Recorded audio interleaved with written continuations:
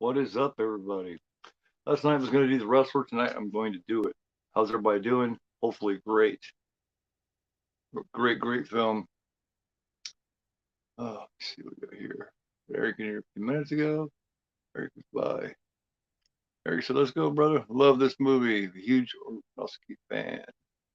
So good yet so powerful and so rough. Absolutely. This movie means so much to me in so many ways. It has so many parallels to past of my life and everything. In case people don't know, for 12 years I was a wrestler. Um, of course, that was back when I was a young guy, but just so many different parallels and different things. This movie really means a lot to me. Really touches that other side of me that's not horror. You know what I mean? So it's a movie that they say is based basically on Jake the Snake. Robert says it's based on him. Um, and a couple of people said that it's based on him, but it's basically based on every wrestler that was somebody back in the day, and then they come into, they start getting older, had to face that, father time, and things change when it happens. And when you've had success and you've had, a little bit of spotlight early, and then you lose it, you always look to regain it. You always look to grasp that spotlight and that glory. And that's basically what it's about. That and many mistakes and different things he made when he was younger and didn't realize one day he'd be older. And there's always that price to pay. Got some new light going here. Anybody seeing this now, let me know if I'm pixely, if I am pixely or anything like that. Let me know. I'll do some adjustments. Um, the Wrestler was made in 2008. It was a passion project by Darren Aronofsky. Stars in his comeback role, Mickey Rourke. Of course, Marissa Tomei is in it. Does a fantastic job.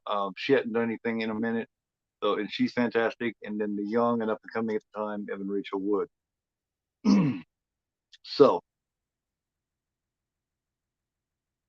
what is happening, Prism? How you doing, man? Overtone? How you mean? Talk at me, bro.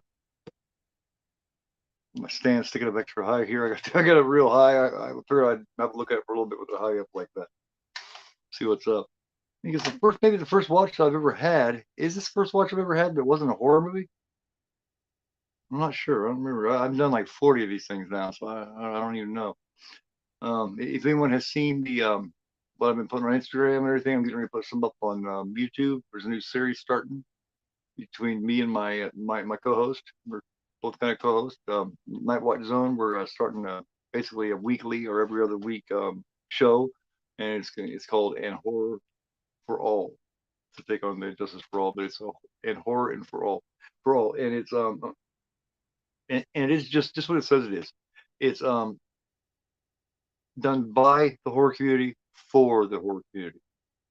So it's basically we're gonna latest horror news. We're gonna discuss this and that about new things coming out. Maybe a little bit of old. We're gonna have recommendations. We're gonna go back and forth. It's gonna be really cool. And the very first one will be this coming Christmas weekend. It will be our larger pilot episode. We got several hours footage recorded. Gonna record some more next week. So with this one, we could have done several shows, but we decided to do one longer one, and one longer one for the pilot, and then go from there. It's recorded throughout the week, so I'm hoping I can get myself together and have it out for everybody by the weekend. But it's really cool. Um, Something we've been talking about doing for a long time, and I'm stoked about it. It's meant to everyone. Oh yes, yeah. Let's see, plot taken from a lot of the old schoolers. Yes, not so much one person. Yep, so many were moved by this movie. Aside from Jim Cornette. Jim Cornette's just, like the screaming earlier. Cool, yeah, that's why I'm doing it. I don't know if you've seen it on my page here a few days ago, maybe a week or more ago. Um, I was told by a couple different people, and finally Phil was like, "Man, could you go, go a little earlier?" I'm sure a lot of people like it. I thought I was like, "Yeah, it's probably true." The whole reason I hadn't is because I didn't want to overlap with anybody. I wanted to make sure everybody was done with all theirs and all that was out of the way. That by the time I did mine, no one would have to choose, or anything like that. Um, but yeah, so I am going to start having one earlier in the week, and now of course I'm by 11 o'clock. Um, Friday night, being here at 10 p.m. with Patrick from Cheetah. Of course, everybody knows Patrick. We'll be doing the original Black Christmas. So, and then sometime throughout, I may stick in another Christmas film between now and then soon after or before that, well, probably a little bit after that, will be Behind the Mask: The Rise of Leslie Vernon. So,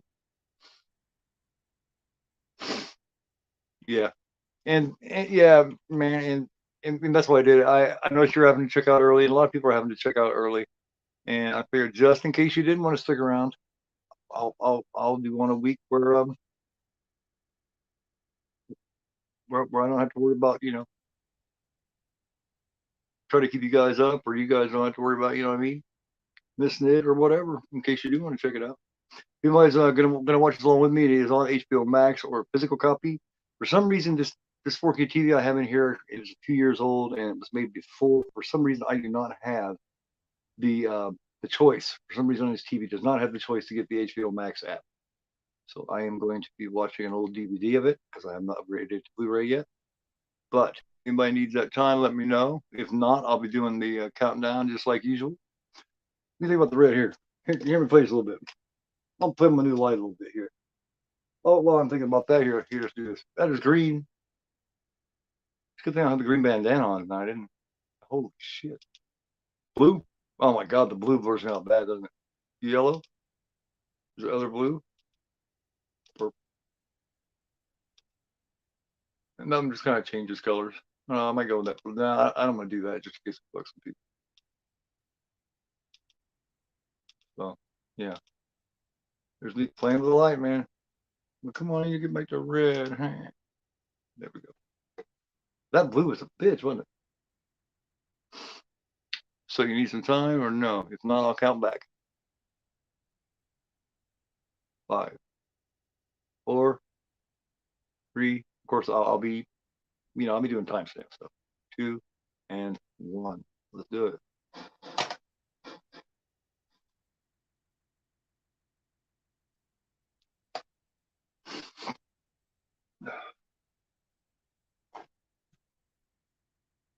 I remember first seen this several years back when I still lived in my hometown, and both of my boys were little. Drake was still a kid. Ryan, my youngest, he was God. Hell, he was only a year old when it was when this was made. So he was still a little tot running around, but smacking into my toes and everything with his walker.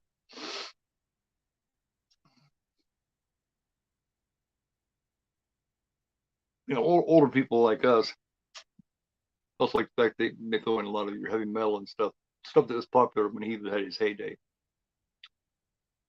So that's pretty cool. Kicks off right here, if I remember correctly. Bang Your Head by Quiet Riot.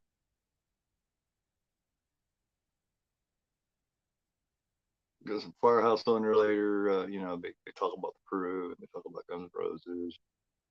Got some Accepts in there later.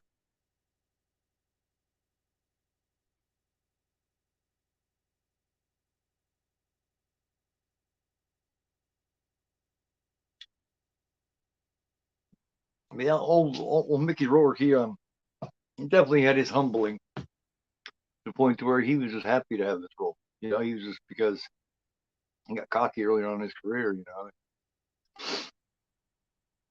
Couldn't even get a job there for a minute. He makes a big comeback here, and I think he might have went. I think he kind of went batshit nutty again and got crazy, with got happy with himself again or something, and you know. But I was glad he did this role because I really can't see. It's one of those things you really can't see anybody else doing it at this point. Oh.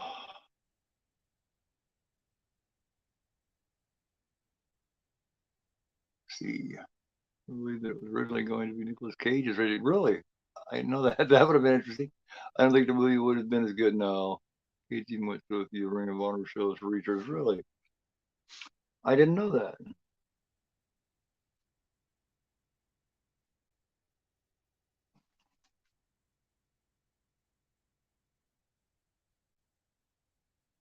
And it shows you all that glory shit, and they come back here and this is today, and he's calling them belong.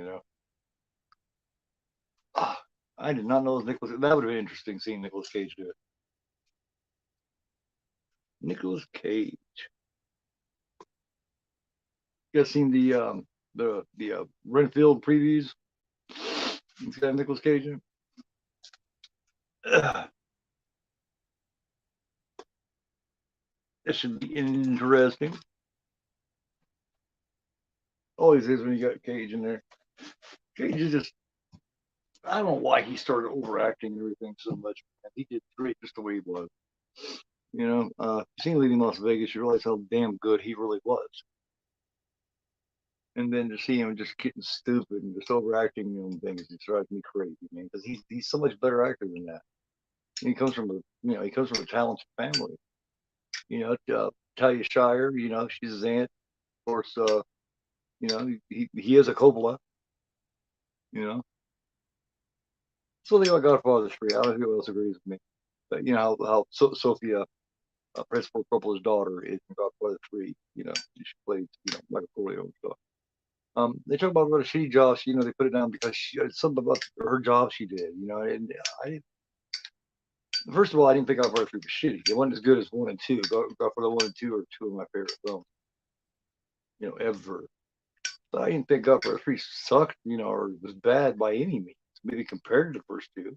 But if there is anything wrong with it, it's not her. I thought she did all right considering. I mean, she was. Look at all. Look at all the Hollywood royalty and and the icons she was in that movie with. Couldn't have been easy. She was young and experienced. And now she's become a hell of a director.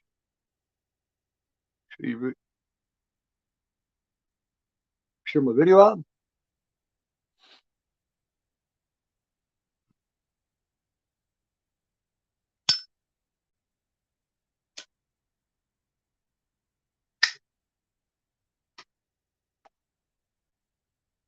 Oh, you shared it out. Oh, cool. Thank you, thank you, thank you.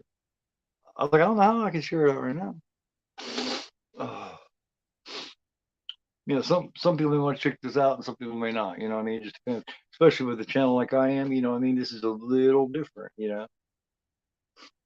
But I've come to find out that most people don't like to stick in genres. And I do not want to, of course, horror is my thing, but I do not want to stick and just be horror. I got a whole page full of films, front and back, that I want to do that's not horror.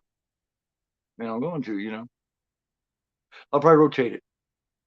Like, like this week, the earlier one is the non horror. Next week, the earlier one may be the horror.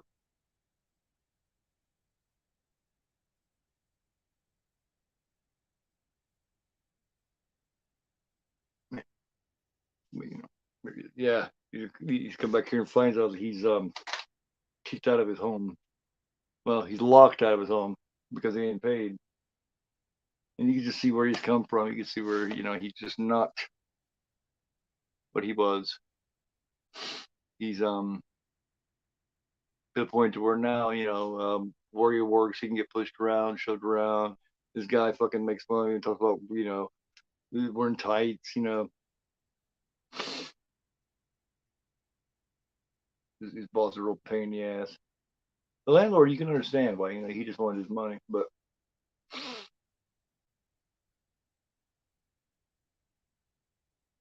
man, he's gonna make it work now. He looks bizarre, doesn't he? Does it look better like that, or does it look better when I turn on this light too?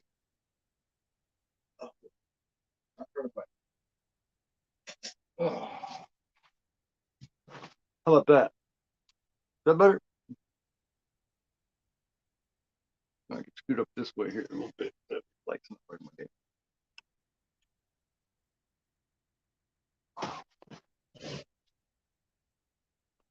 There we go. How's that? Just got this different ring and everything, so I had to mess with my setup a little bit. All right. Yeah, I hadn't seen Marissa Tomei in a while by the time this was made. Kids are coming pounding on his van. Get up, man, get up. He comes out and plays with them. So it's like he's a kid that, you know what I mean? That's one thing I don't think women will ever understand or really is men are always, they're always going to be little kids in one way or another. You know, we just we never lose that. We never lose it.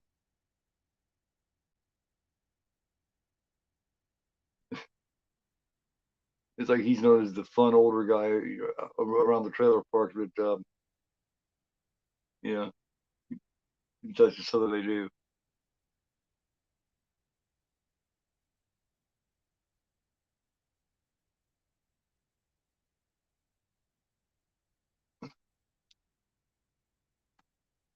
You got to go get paid, man, so you can give your dude some money. And he's coming to work. This guy's such a dick. This manager is, man. I couldn't tolerate it. I cannot tolerate assholes. I just cannot do it. I try.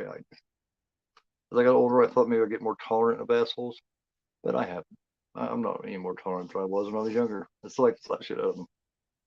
Difference is when I was younger, I would. Now I'm.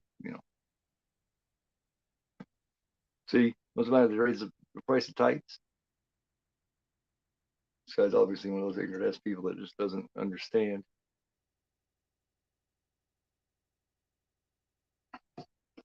Still, this day, a lot of people you mentioned professional wrestling, and the first thing that they want to say to you is, "Oh, that fake stuff." You hear people say that about movies. Movies, it's contrived too. It's it's of course scripted too. But wrestling, for some reason, it gets all kinds of crap. For me,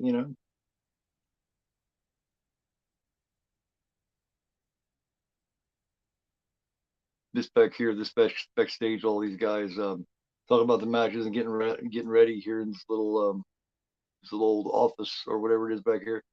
I seen this so many times. It really takes me back. That's the way it is. I mean, it's just the way it is. Exactly.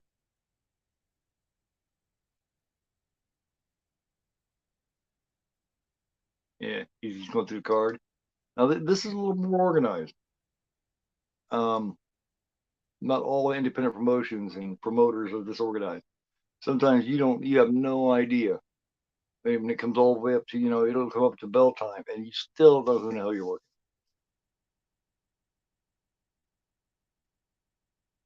Jim Powers. Now the guy at the end, the Ayatollah, that's the cat Ernest Miller. He was in WCW back in the day, back in the late 90s. I must be the greatest.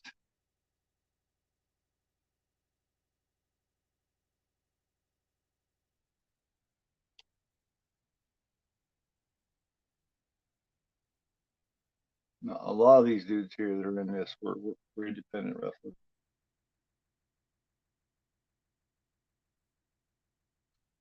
It's really something when you come in to do your show, you know what I mean? And you're working with what they'd call Randy the Ram here is what he's referred to is a gun. He's a big gun. That's what they refer to as people who used to be famous and now they're wrestling with the indie. They're guns. So he's wrestling a gun. So, and I've done that before. And I did a tag team match with my tag team. It was called the Gutter Punks, and it was Gutter, which was my partner, and me. I was Ruined, and we got to work the Bushwhacker. Man, I met a lot of those from old school, but I worked the Bushwhackers and I worked Jake the Snake Roberts in 2000 in a 4-way dance.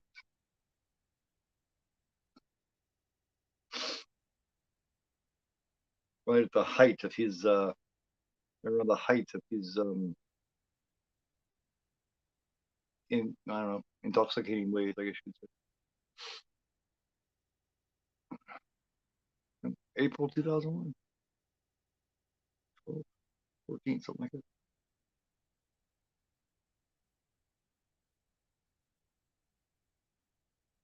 You can look it up. It was in the EWF in Marion, Indiana, April 2001. Extreme Wrestling Federation is what it's called. And all that stuff is defunct, and that company's been out now for 15 years. But if you search hard enough, you can still find it. You see a guy named Ruin, that's me. Ruin, Gutter Punks, Gutter, that's us.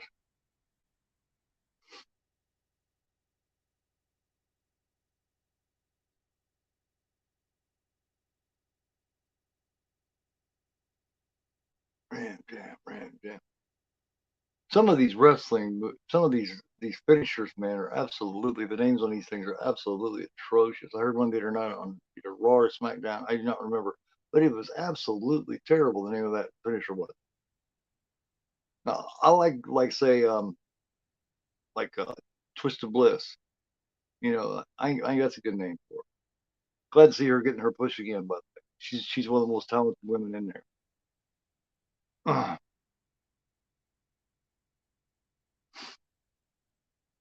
Too bad. Yeah, now maybe she'll get to finish that.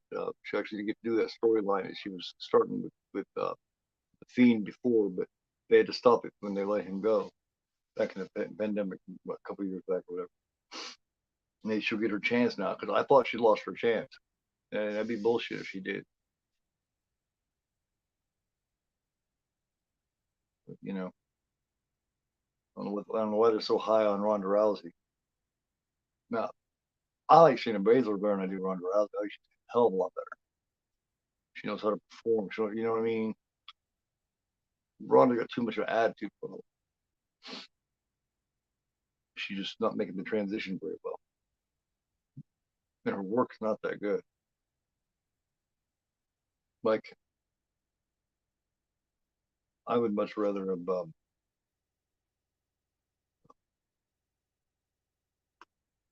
what's her name? The one she took the belt from.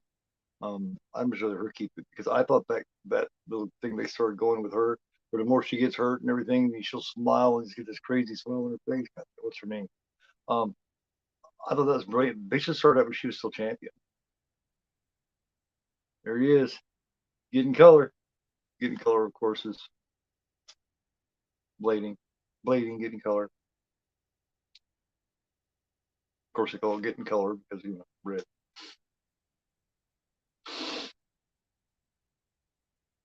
Did a little bit of that in my time, not on a regular basis or anything. I wasn't trying to, never did no fucking thumbtacks or nothing like that. No, thank you. No thumbtacks for me. Just do some lighter matches, do some hardcore matches, stuff like that. But you just see me busting lights over my head or staplers or tags. That's just retarded. There's nothing. I think Bret Hart said it best when he said the whole art of professional wrestling is to make it look like you're getting hurt, make it look like you're hurting somebody else without hurting them or without you getting hurt. Because like I say, he said it best when he said, "You get hurt, hurt somebody else." There's no art to that. Anybody could do that. Anybody go to whoop somebody's ass or get their ass whooped. So when you take full on stumps to the face and you stump the shit out of somebody, it looks like you're killing them, and you don't even, there's not even a bruise. It's not so easy. Just random. Mickey Rourke, everybody he talked about this, and he had no respect for wrestling at all. He just like is that fake shit. But once he went and talked to him and got in the ring, bounced around a little bit, did some bumping, did a little bit of training, and hung around with him for a while, completely changed his attitude. Completely. By the time he was done with this, he had so much respect.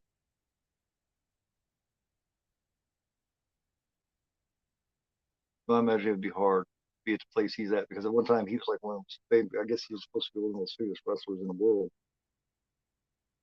And now to be back down here, having to go back to the Indies, I think would absolutely suck. I never really left the Indies, so I didn't have to take that full back down. I just knew when it was time for me to get out. Time when I was 40, so when I was 28, yeah, right in the, right around the peak of the Attitude Era. 20, 27, yeah, 27.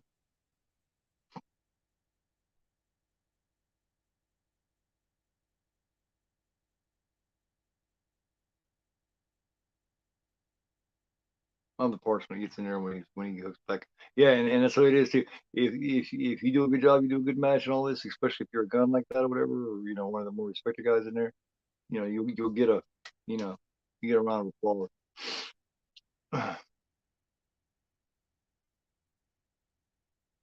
There he is getting his on the bar, you know, around long enough to know, you go to the bars and go get around bikers and stuff like that. That's where you get a lot of your pharmaceuticals and shit.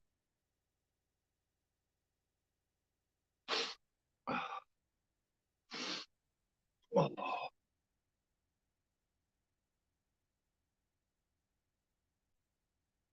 Miss Tomei is so good in this. I had I hadn't seen her do a real lot. I'd seen like as Vanny stuff like that. My favorite thing I think before this was Oscar, the Sylvester Stallone. That's a movie a lot of people don't talk about. A lot of people don't know about that movie. I think that movie is absolutely hilarious. Oh,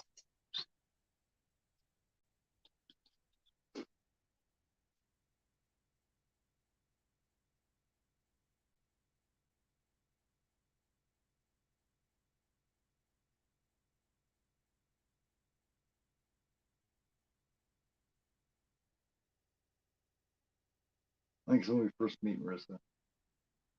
Yeah, she's back here with these punks, and they're yeah, disrespectful little fucking bastard.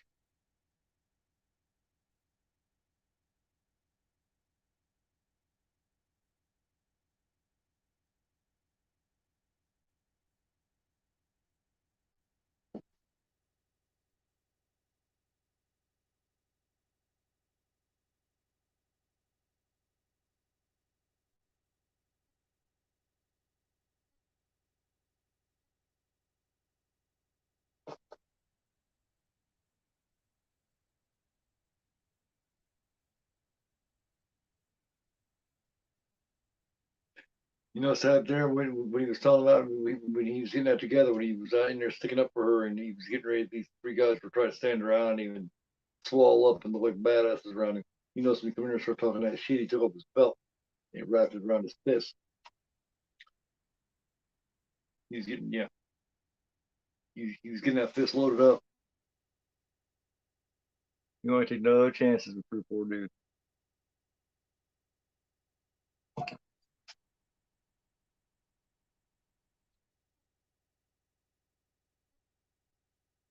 And while she does her what they call private dance, um, he talked about his little glory stories of his match, gassing.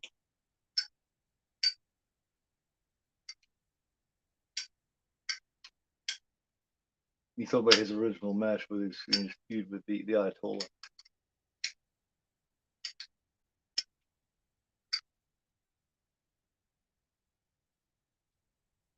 Rose looks good in this. She absolutely does. You know, she wasn't young here. I mean, she's in her 30s, right close to 40 right here. She was very good. Of course, you know, she's of course Aunt May in the newer Spider-Man movies. Still looks great. Still a very pretty woman. Very, very pretty woman. Yeah, man, I have noticed. I don't know what, because I thought work was starting to look weird, look odd here. He didn't look like himself here. But geez, man, you see him now, and he looks bizarre now. Like compared to now, he looks normal here. Well, it was he reason he changed to begin with is because he did a lot of boxing. He had a really good record too. He's a pretty good boxer, and but he got hit quite a bit, and that's what happens when you mess with your face too much.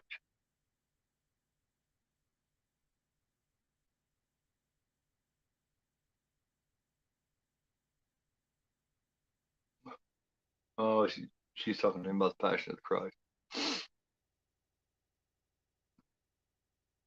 That movie's something else. Anybody who's never seen that, man, Passion of Christ. That's something else. If anyone hasn't seen it, the reputation it has is well deserved. So it make you, yes, yes. I haven't seen that in years, man. Yeah, Sin City, long time. Yeah, I know it was him to begin with, Eric. I know I didn't even know, and then of course one of those things that when you find out, you're like, oh yeah, I know, now I can tell. Begging you, please. This is Firehouse. Listen to right here. Don't walk away. It's on their it's on their debut with Love of a Lifetime and don't treat me bad, shit like that. Shit that was bigger around 1990 or so.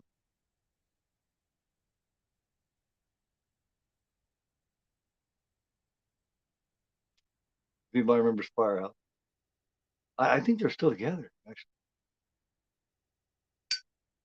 look at this big fucking moose here. He's fucking do, man. This one guy is big. He's not doing any steroids, so you can see it. You can see all the different acne and stuff broke out on him and everything. I mean, not that what that always means, but yeah, that's well, acne and different stuff like that. There's certain telltale signs to steroids and shit. Hey man, how you doing, man? You see you much lately? I go up much stuff, but just wanted to stop in and say, hey, good to see you. Thanks, man. Or give me a thumbs up there if you would, please. Get me showed out there to many more folks so I can torment the earth. I want to torment the earth as long as I possibly can. Shove this up people's ass and down their throat. Look at my shit. Look what I do. That's great, man. We got a perfect straight on camera view of the ass crack of Mickey Rourke. That was fantastic. Right? It's like so close you can smell it. It's like, Dan, do you mind? Oh no. No, flood is bad. Get his hair frosted again already for his match. This is the match, yeah. This is the match I do believe. Yeah, this is the hardcore match he does with this fucking idiot. Just staples the shit to his head and everything. And he ends up using the stapler on me or on him. And when he has a heart attack. Uh, See, that's why I knew to get out. Of course, I didn't have that big, huge, you know, glory. If I got a big bunch of glory and shit like he had, I probably had a harder time walking away from it too. After 12 years in the Indies and over 500 matches, I had enough, man. I had enough. I was 17 different championships. Well, not different championships, but 17 championships altogether. Two-time EWF heavyweight champion, like four-time tag team champion. They had a thing called the VMF. They had a hardcore. There was a couple other kinds of championships, but 17 championships, 500 matches, 12 years. Got to wrestle a couple legends. One bad. Didn't get paid hardly, but it's to get paid. I got to push.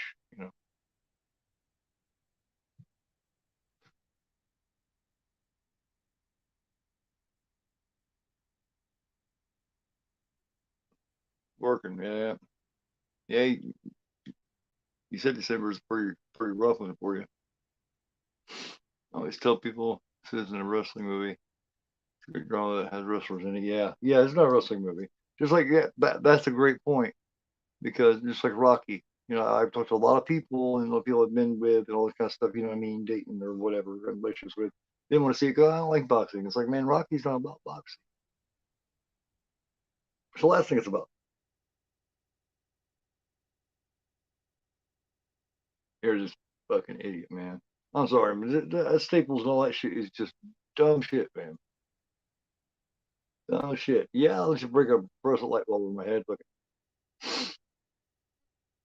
watch it. That's fine, but you're not. Anybody that does it is just out of their mind. like I said, I wonder that Nick, God, what was his name? You probably know Eric. Where he, on a light bulb, they had light bulbs lined up in ropes there. It was on the dark side of the ring, and he went off the ropes and it busted, and it cut his arm so bad he about bled out and died right there. Nick Cage, no, Nick. Is Nick something or other, man?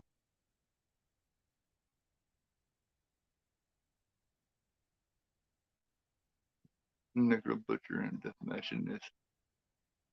It's on Deathmatch Wrestling. Well, there's a place where, like I said, you're not gonna, first of all, no, I wouldn't do it because to me there's just no art to that. And as a worker, no, to me there's no art to doing that. Now, hey, the way I look at it is with entertainment. If that's what kind of wrestling that you like, then it's good wrestling, man. You know what I mean? It all boils down to the wrestling because I do. As long as you got still got some wrestling and shit in there, and it's still traditionally somewhat a wrestling match, that's fine. There's no entertainment value to it. But just hurting each other, there's no entertainment value to that. As far as I'm concerned, man, there's just not.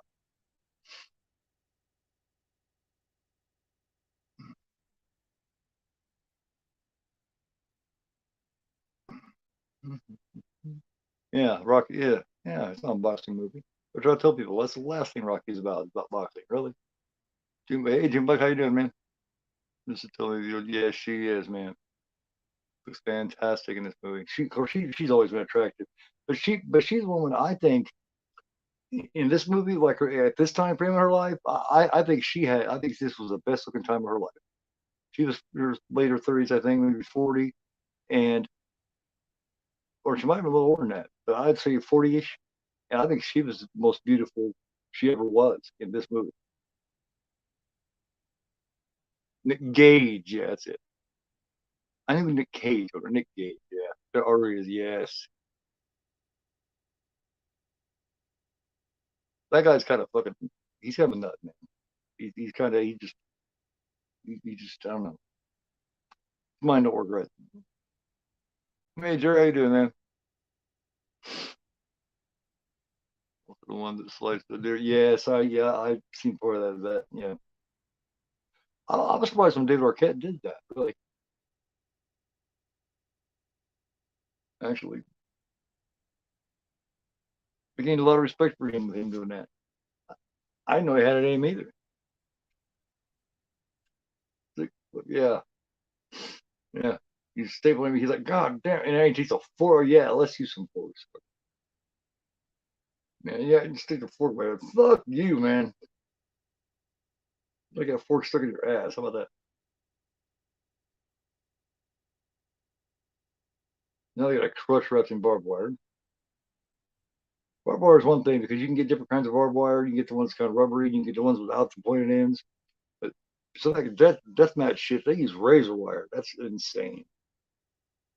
This was me along with Nicole Kidman and Sandra Bullock. They've gotten hotter with age, like wine. Yep, Nicole Kidman. Oh yeah. Also, one of my favorites. Now, I think she was a little prettier when she was younger, but she still got something. It's Kirsten Dunst. I'm still a big Kirsten Dunst fan too, and she's always been a great actress. All the time she's a little kid, she's still really good.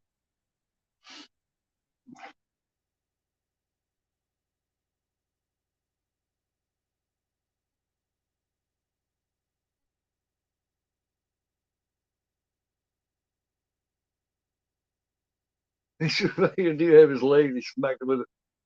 Smacked the trash can with it. And interesting about those trash cans and the little things they use, like the cookie. Is just that's just a lot of that shit. Like later on when they're playing around, they're smacking each other with it. That shit is so thin. But like I say, it's not how much it hurts; it's how much you make it look like it hurts. That's the trick. That's the art to it. Kit gave every penny he made for ECW charities. Both families Will Hurt and Brian Pillman. He loves respect for wrestling. Oh yeah, he's all cut. I guarantee. I think it's first time. I do believe this first time Ram ever done I guess first time he ever did this kind of match. I'm pretty sure it appears like this is not something that he's, because he never had to. He was this guy. He's taken on in this matches. He's experienced this kind of thing. But I think old Ram has gotten too old and just not used to this kind of thing.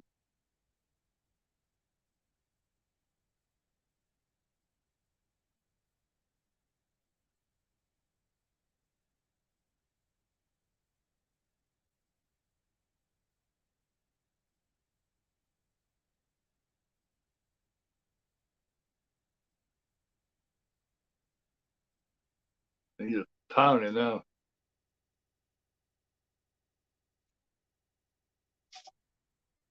Oh yeah, definitely.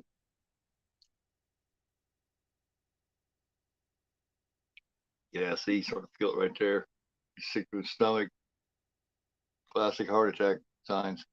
He just, oh man, he's just got tack holes and all kinds of fucking holes and stuff.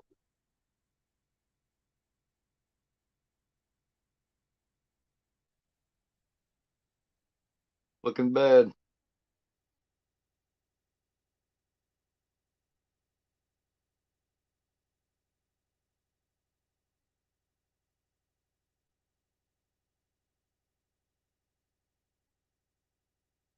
I like the way he does on his name here. Randy the Ram. His name is Robin, of course, but you know what I mean? He uses that Robin for Robinson instead of the first name. I think Robin's that bad of a name. You can go for a man or a woman. It's one of those names. Yep, there it was. He's out.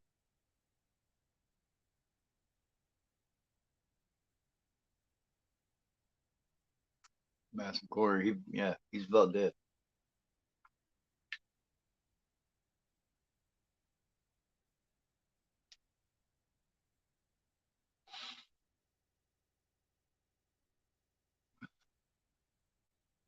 Yep.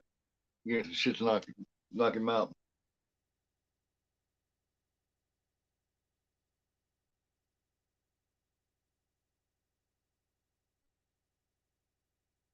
Hmm.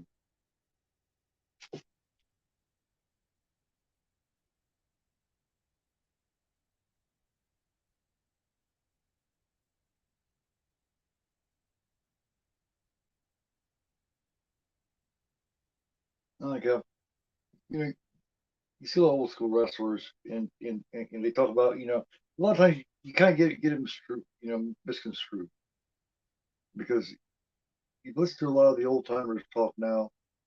They'll talk about almost as if they had no passion for it. They'll talk about, well, it's about getting paid, or you know what I mean. It was about, and that's kind of how they come off. But I think it's really more a little more like what he does here. He doesn't know how to do anything else. He's never really done anything else, and and yeah, the bottom line of it is getting paid. But you definitely that's not the only reason that he does it. It's the only thing he's ever known. It's the only thing he's really loved. It's the only place he's really felt like him, where he can be him, where you um, where he's loved. You know what I mean? Where he's respected and adored. And I, I just wish some of the old timers wouldn't, you know what I mean, talk like they do about it, because it makes it sound like the only reason they ever get money. That's obviously not true. Because if you're working independent, you find out you don't make any money in independence. So it just bugs me listening to some of the older guys talk about it. Like it was just, you know what I mean? It's all about doing business, you know.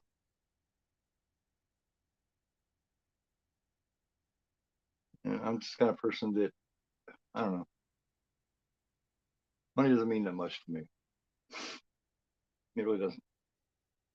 I could give a shit less about it a lot of times.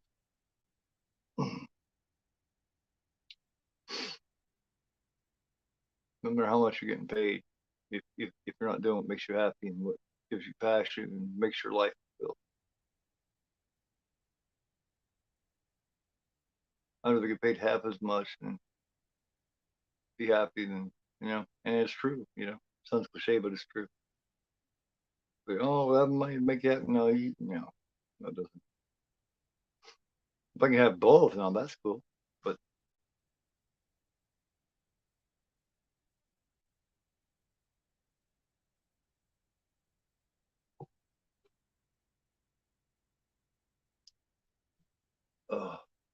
Yeah,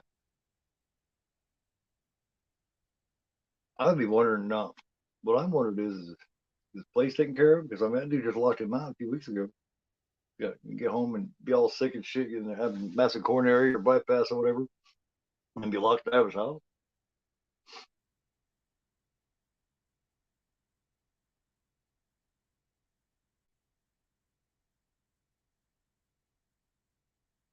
I wonder if the guy threw in a few extra, you know what I mean? You know, it's a hard adjustment because now he's got this medicine for this right here, and just like the doctor told him, man, you got to stop living like that. You know, you got to start doing all this cocaine and all these pills and shit. You know, he just, that's just the way it was back in the day. You listen to, Nash or any of those people talk, man, and they just, every night full of pills and cocaine and alcohol. When you're younger, that's fine. But he's finding out now, he's age now, where he can't live like that all the time.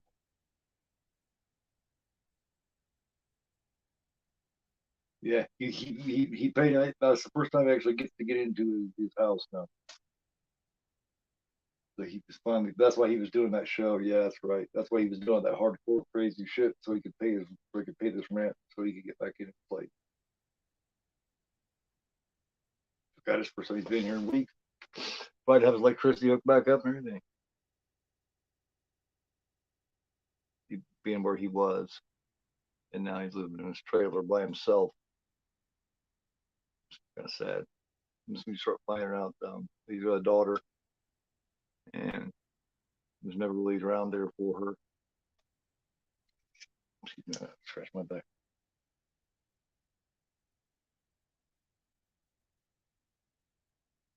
Back scratcher, but I can't find it, man. Back scratcher is one of those things you just can't put a price on.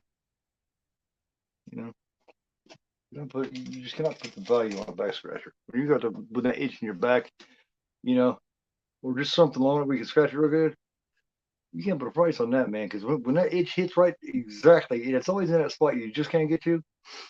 Ain't nothing like being able to take something to scratch that fucker. It's like,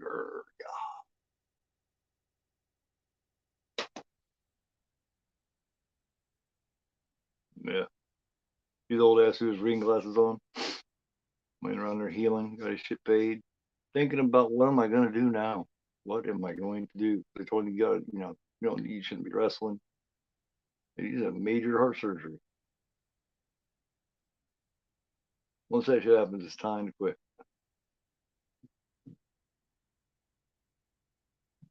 But what's he gonna do? He has that job, but it's not enough for him.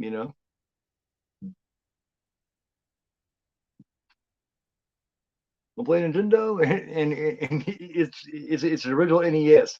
Now this game, I can't remember what the name of this game was, man. But this is exactly like that game, except for they changed it around, of course, to have these characters in it. But I remember that game. I can remember what it was called. I remember me and my brother and friends or so of mine. We played that damn thing all day. Took turns, took turns, taking on the next guy. That was a fun little wrestling game. This kid's in here going, man. He's not being insulting. You know what I mean? He's actually having good manners. This kid is. But he's trying to tell me about Call of Duty, and you know, Bram has no fucking clue what the hell Call of Duty game is.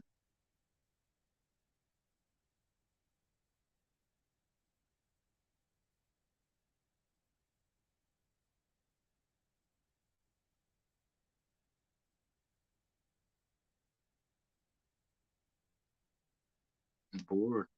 Just don't have anybody. Doesn't have anybody.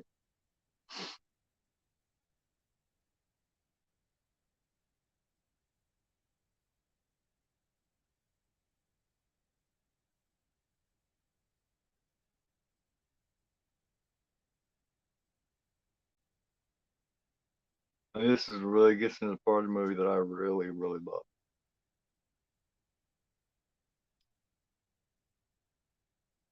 He starts revisiting, and try to fix things from his past. Because he now realizes how important life is. He's trying to become more than just Randy the Ram.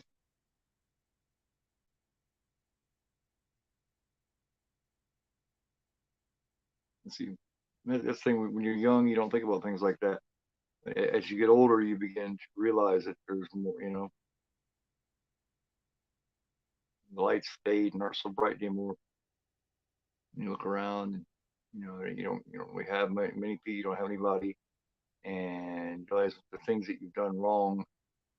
People that you know what I mean. Or maybe you didn't give the attention or the love that maybe you should have at one time. And now what do you do? You know,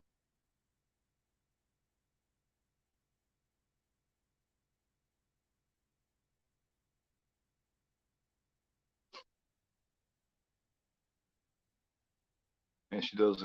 She is really really, yeah. She's really good looking in this. I like her character too because she's a lot like him. They're a lot, they're a lot the same. She understands because they come from the same era. She can be more responsible. And she's taking care of her kid and everything, but she's at a place in her life too where I can't do this for I can't do this forever. What am I going to do after this is over? You got to think about that, and none of us do. Nobody ever thinks about this when they're young. You just think about day to day. It's when you get older is when you start thinking, what am I gonna? Oh my God, what am I gonna do now? What am I gonna do tomorrow? There's more to it than just going day to day and living for the moment. Especially when you got other people, kids or whatever involved with you. When you know you got to think further ahead than that.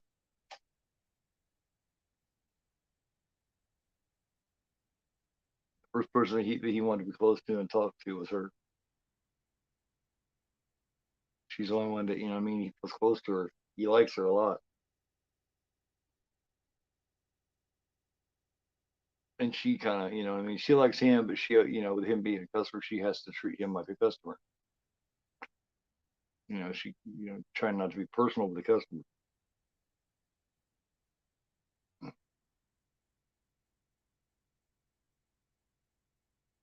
She's not going. It's forcing him to deal with his demons here. Yep, there is. She said, "Don't show the daughter." Where's your daughter? Yeah, the daughter doesn't like me very much.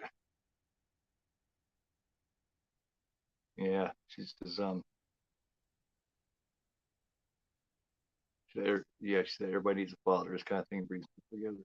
You should call her. And that's the last thing. I mean, it's not the last thing he wants to do. It's the last thing that he wants to. You know what I mean?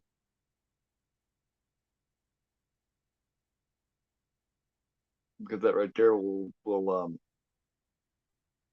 you know that will require him to face some things about himself. He's trying to avoid that. Yeah, played by Evan Rachel Wood. Really, really nice job in this. Of course, she always, she always does a good job. But I really like this role.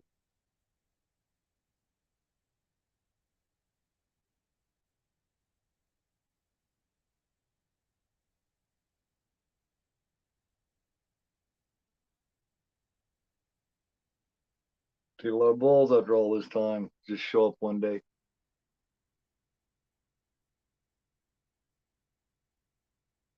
Hey, here I am. Sorry, sorry I wasn't there. It's hard to explain that kind of thing. I mean, there's always more to it. There's always a little more to it. In most situations, there's more to it. Wow, why a parent's not there, or why they're absent. And people can say what they want. People can be the backseat driver or the passenger driver all they want. But until you really have been through and walked in someone else's shoes and been through what they have, there's always something else to it. You know, Not always, but there's usually something else to it. Some people just aren't good parents, don't give a shit about it, but themselves. But there's other situations too. Time goes too fast. You always mean to. Yeah, a certain amount of time goes by, or now you're afraid to because and it's easier. It becomes easier just to be a coward and just you know. You thought balls not be around for many years and not see your kid grow up and then all of a sudden show up one day knocking at the door going, "Hey, I want to be your dad now." Takes a lot of guts to do that, but you shouldn't have been in that situation to begin with, right? But you always think that you got more time than what you do. Is what I'm saying. You always think you have that more time when you're young, like he was when she was little and first born. Day by day goes by, and you're young, and you're thinking, "Oh, I'll do this tomorrow. I'll do it tomorrow. Oh, it'll be all right." She's still little. And then you wake up one day and she's not little, and now you're old,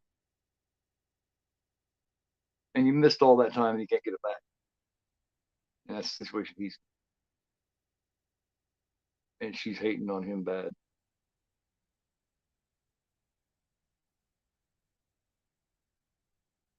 because now she's in a situation where she's got a lot of demons because of that.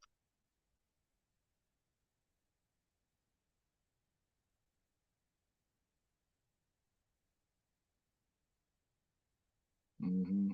Fuck you, I need you to take care of me on my birthdays.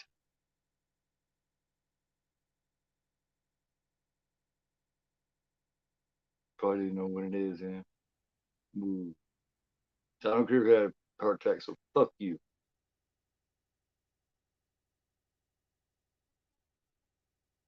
But he's not gonna let it go that easy. He's not gonna let it slide like that.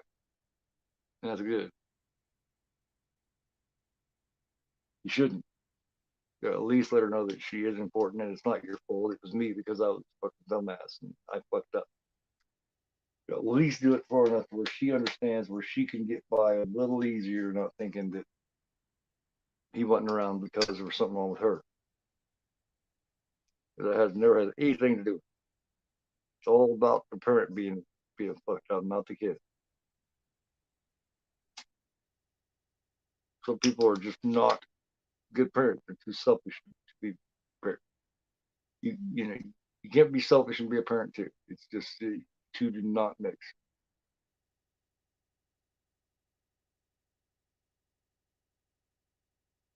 By the time you have that kid, it can no longer be all about you. It can very rarely be about you. Actually, it has to be about them first. And that's what and most people just think about it. Most people are not built that way. Most people are selfish first, but there's not very many good parents out there.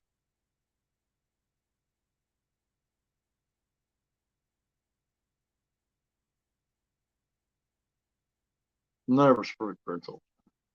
We all fuck up. We're all selfish. We all do stupid shit. But hopefully, when it comes down to it, most of us do the right thing. We try to see.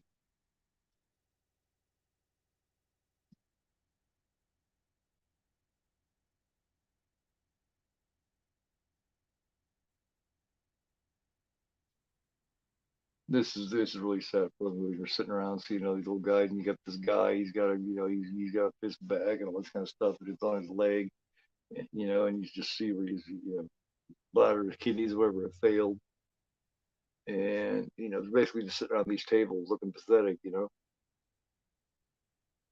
guys from many years ago. One guy's yeah, he's got a leg, he's got a steak leg. They all got their tapes and pictures and stuff sitting over there. They're just hoping people buy them because it's the only way that they know what to do. That's all they ever done was wrestle. And he just he's sitting there right now. He's looking at him going, "Wow, what have I done? What have I done?" But that's the way it works. You go from young to old in like one day. One day you're in your 20s, the next day you're in your 40s, and it's that fast. And the older you get, the faster it goes. Always got to try to keep conscious that hey, I need to take care of this now, not wait till tomorrow. Not wait till tomorrow. Not wait till tomorrow. Not everybody will. what we do.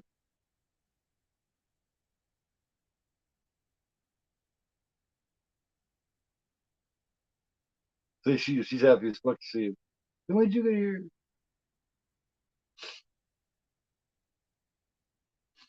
But the more she likes him, the more she happy she is to see him. The more she wants to start trying to treat him like a customer again, and that pisses him off. And then she gets pissed off because she does like him.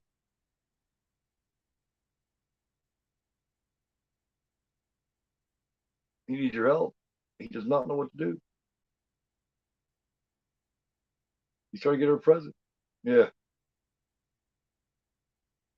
she's into. He doesn't know that she's into. Then he's like, I don't know. One thing he does know is he thinks she might be lesbian.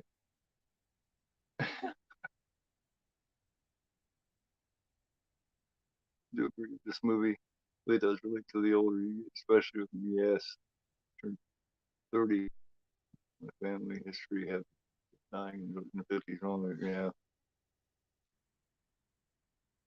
I just realized 9 years ago, almost 10 years ago, I turned 40. And until then, I was bulletproof. I thought that you know what I mean? I was a badass motherfucker, man. And I was going to be a badass motherfucker the rest of my life. For some reason, when I hit 40, I turned 40. I don't know if I got into like a mid, midlife crisis or what. Because all of a sudden, but that day, it feels like almost that day, I became mortal. That day, I realized, oh my God, over half my life is over. And I was like, wow. And that day changed me. It took me from being a smug, obnoxious ass to realizing that, I'm not such a badass. You know what I mean? But now I'm getting ready. I hope that doesn't happen to me again real bad here in 5 months when I turn 50, because that was rough. Hey, Katie, how you doing? Katie, how's everybody? Popping the popcorn. Need to do a watch with me again, Katie. See, I like a lot of these movies. I like a lot of this. This is a lot there. There's more gore than gore. I got a whole page full front and back of stuff that's not horror. And I'm looking to do both now.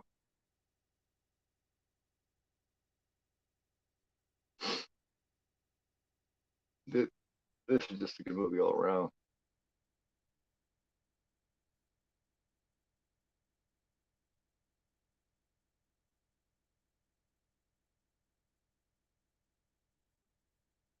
Isn't that nice? You sound these faces? Yeah, you little putz. That's nice on these faces. He's looking to get more money in because he can't wrestle anymore. Quit being a dick.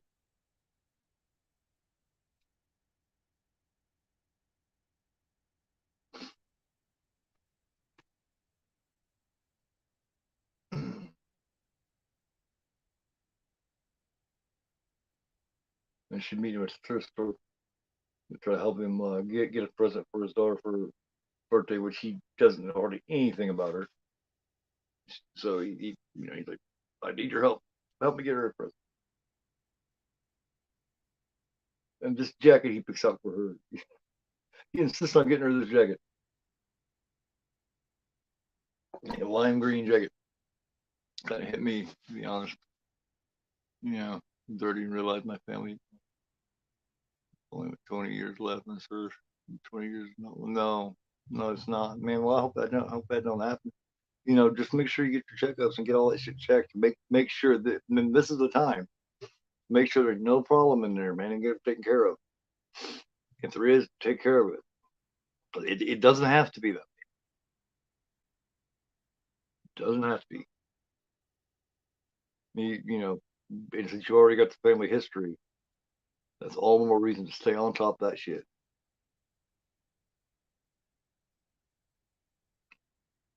Yeah, he's like, oh, what do you know about her? I think she might be a lesbian. Okay, well, I don't think that really matters in what clothes we get her, but all right. Yeah, and here's his lime green jacket. he wants her to have this language. And he's asking her about it. She's like, well, it's winter. Maybe you want to get something a little warmer for her. In other words, she doesn't like the landing jacket. I don't think. She doesn't hear you again. He's like, are you sure this is pretty cool? Like, thank you. She's like, okay. I, so her answer to him was, rather than saying, no, that jacket's ugly, is no, you should just go with your gut.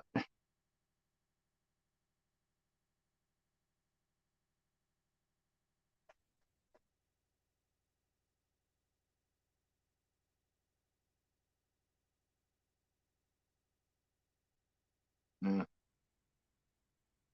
He's asking for a mirror, not to spend the night and move in and shit. And she, well, I got a kid. It's like,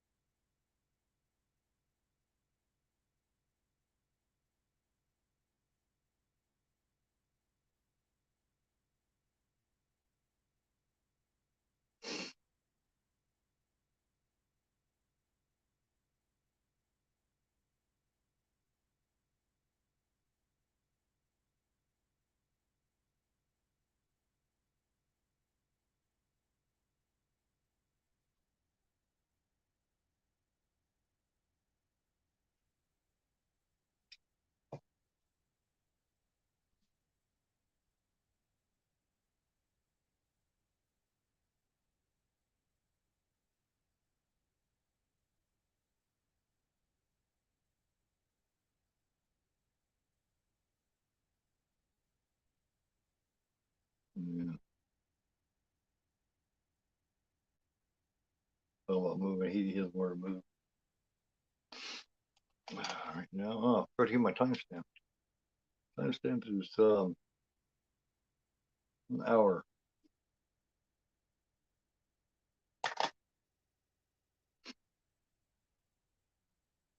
Rat round and round playing.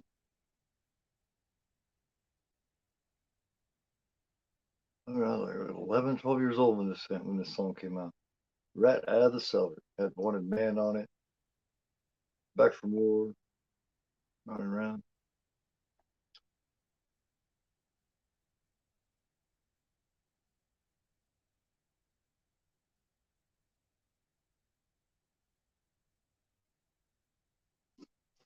Rat was badass. I think people didn't realize about Rat was just really good musically. There's some really good musicians in the band.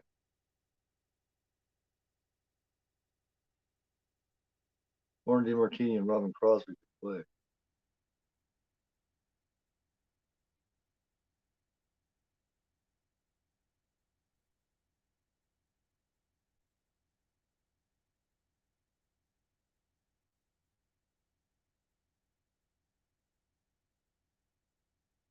I get a little too close now. I give her a kiss. She gives him back. And I say, oh, okay, never mind. Nope. No contact with the customer. Ooh.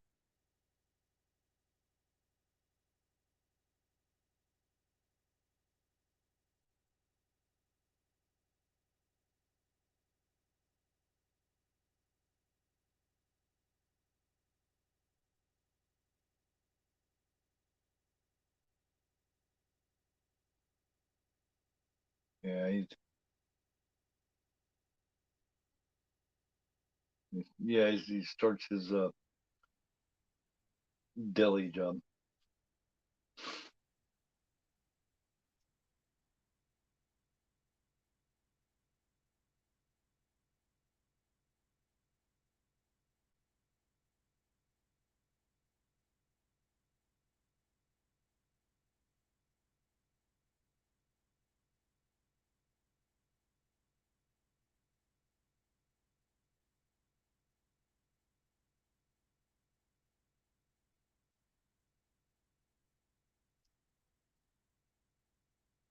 I think it's weird. I explain stuff.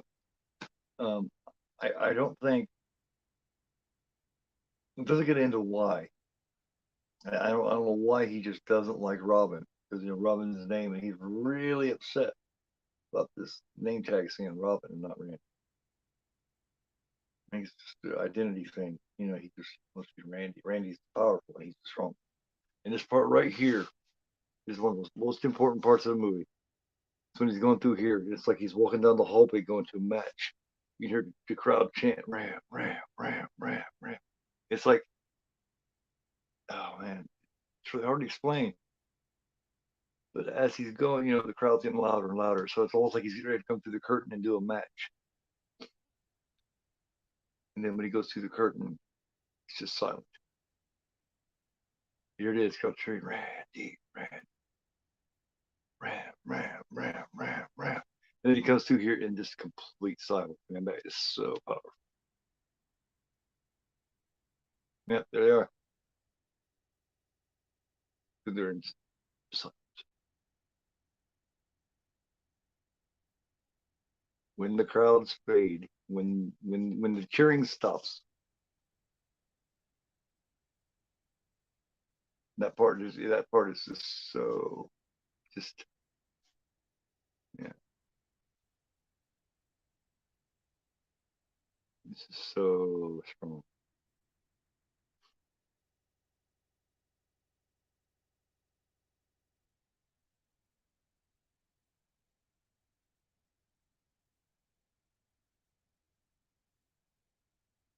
Could be in a small town, and he has no idea.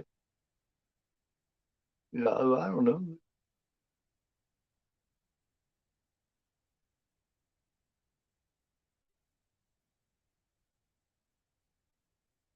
He just does not know how to. He just doesn't know how to just be a regular guy. He just doesn't know.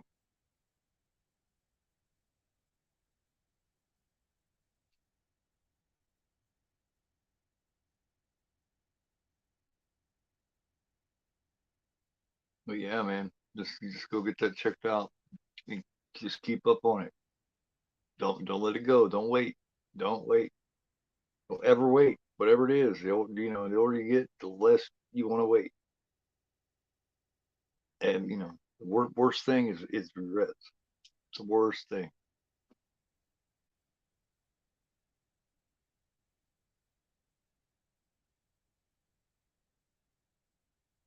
It's that song.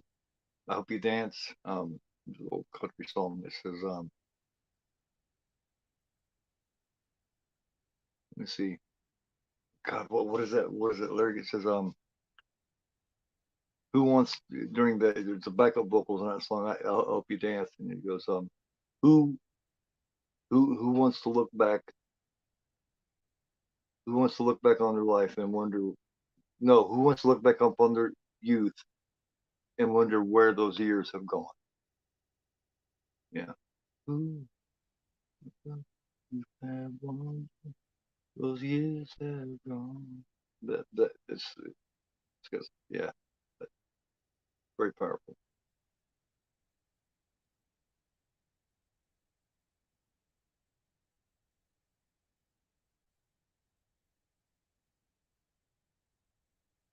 Now, yeah, he goes over. And she's the old woman with a pretty. Hey, spring chicken. What you know? Hey, spring chicken. What can I get for you? And he looks over at this other guy. He's just kind of staring. Hey, good looking. What can I get for you?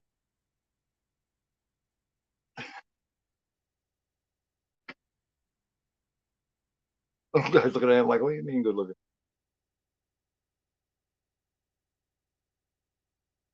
And he's announced retirement to the guy that he's not going to do the Ayatollah match. And yeah, he's officially announcing his retirement, canceling all of his bookings.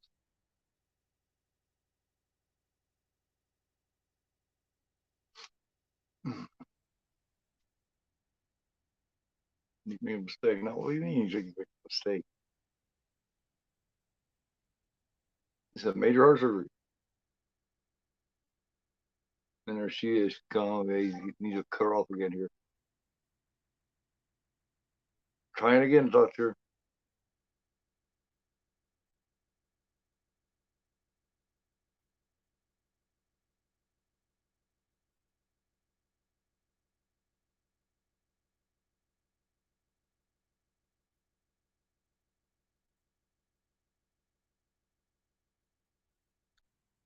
When you stalking me, then you bring a present.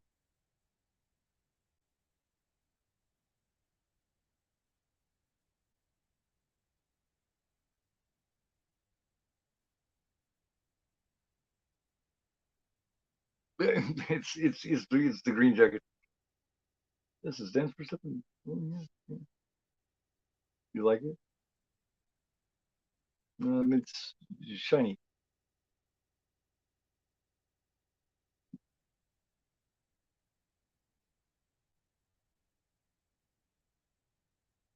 This is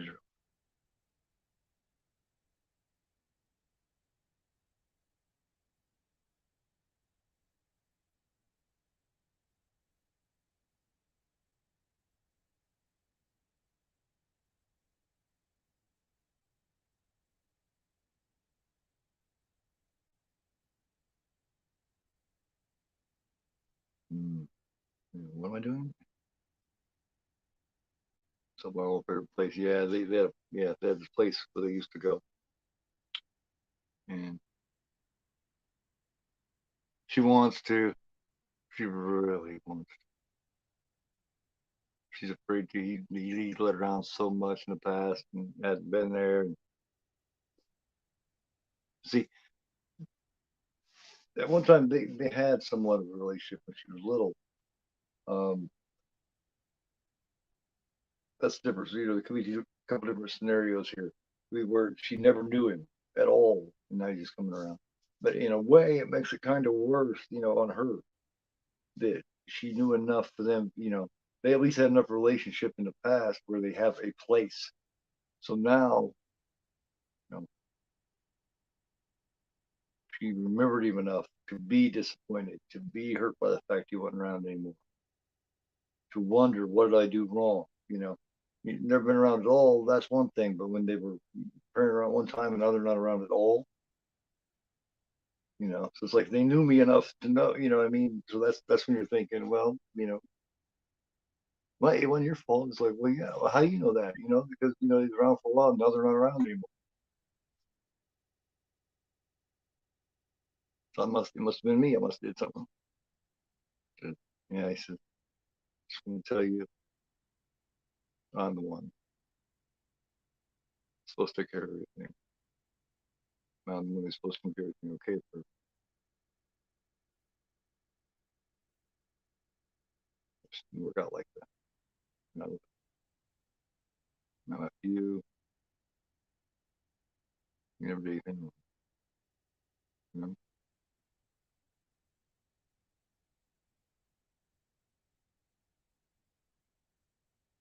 That's what else he said. He said he started pretending you didn't exist. Wow.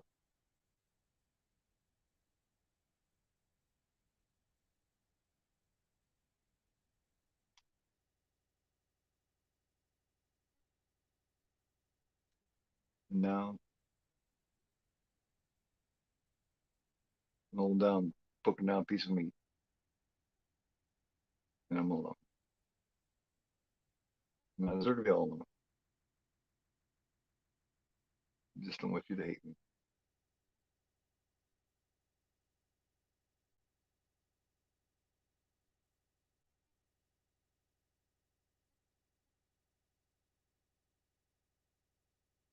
She don't hate him.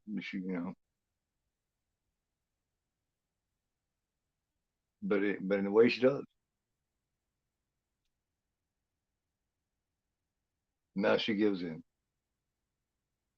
And that's what he's been trying to get this whole time.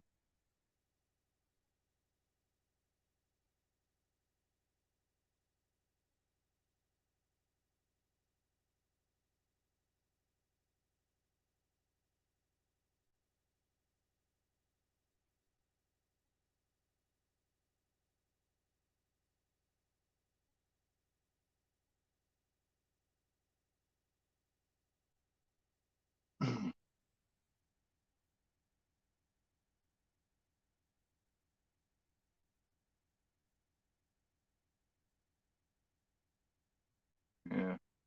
But it didn't take nearly as long as what you'd figured for her to give in. And she gave in. He said that, and she gave in, and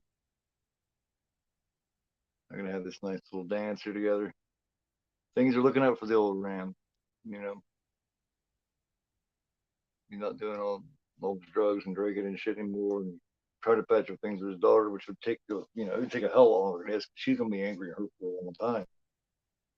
But it's a good step in the right direction.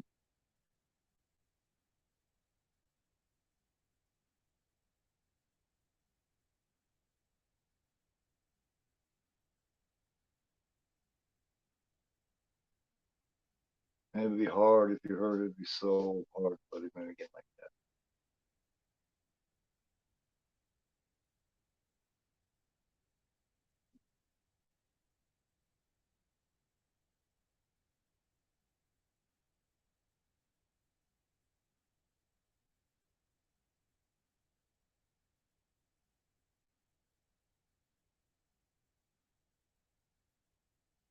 No, they set up dinner on Saturday.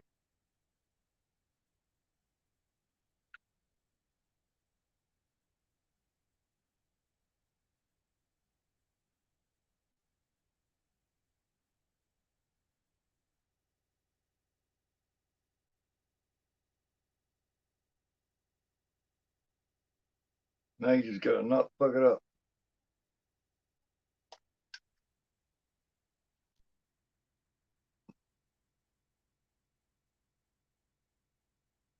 And you're gonna go and tell Marissa Tomei's character about it, and doesn't get quite the reaction he's expecting here. He's trying to talk to her and all this kind of shit and get her attention, and she's working, and it's not exactly the best time because he just she just accepted that kiss from him, and she's afraid of him because she likes him, and she doesn't she knows she's ready to get back to the relationship. So it's really bad timing. He just had this really good thing with his daughter. His daughter let him back in. No, he's there to tell her about it. She's the only one he has. Marissa Tomei. He's ready to tell her about it.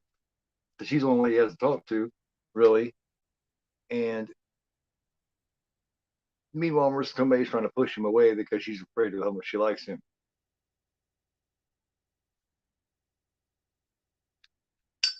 So she's being cold to him because she's trying to push him away.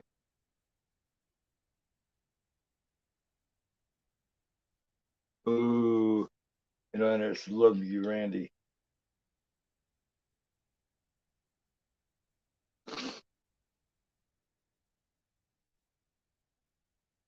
I can't do this. Now, this is a bad time to be shooting. A bad time. You didn't have to kiss him back. Come on.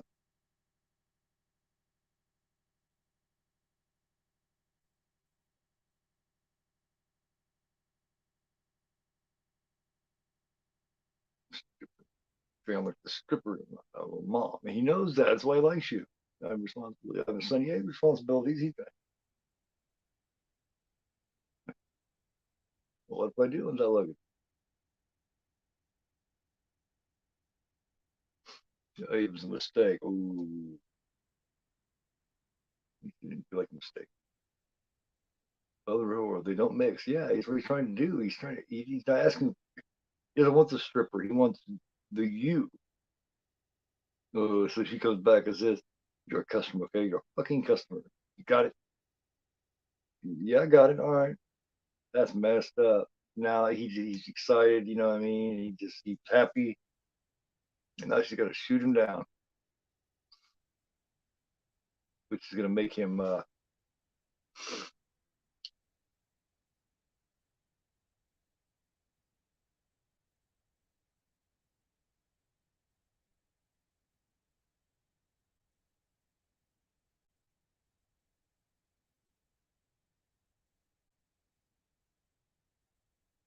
messed up what she just did right there.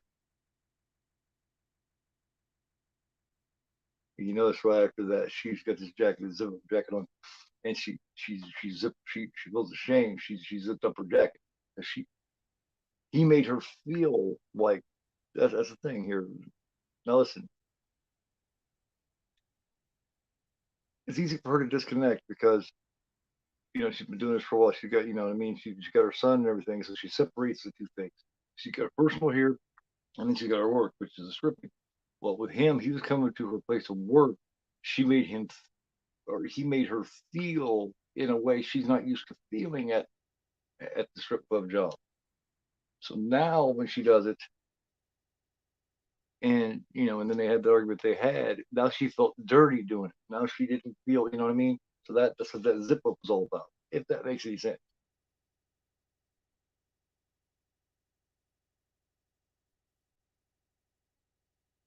And she's wanting out of it, and she likes him more than she wants to, and now she can't separate the two. She had her life at home with the kid, and the regular woman life, and she had the stripper life, and now the two have mixed. There was something at the stripper job that made her feel good, like her son does at home.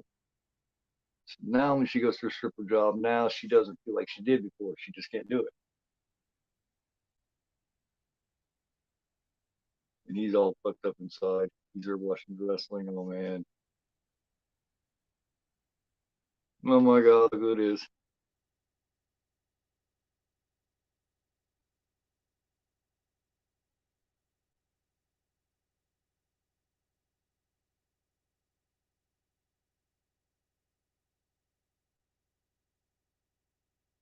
It's name.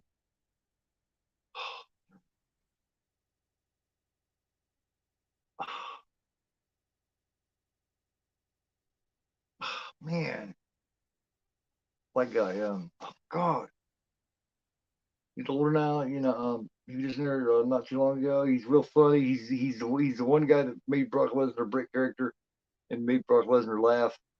He's real funny. Oh god, R-Truth cameo there by R-Truth.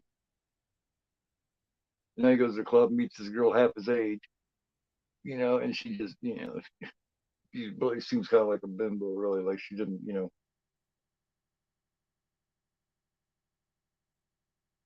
he's falling for her because he just wants to forget about the way he feels about her. He's got all this pressure because he just, he's at a changing point in his life.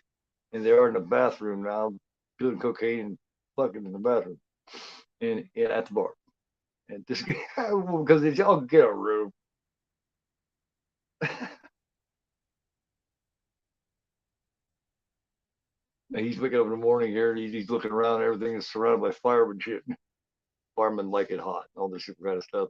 There's even sheets with firemen on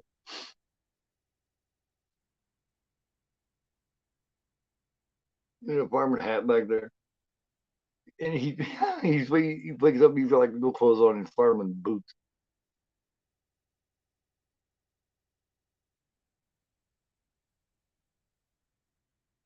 They obviously got a little freaky last night. Huh?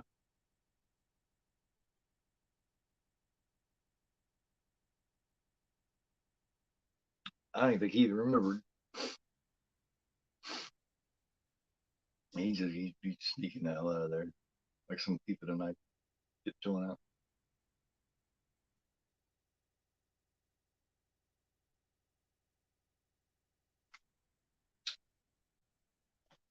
This is obviously that was obviously Friday night,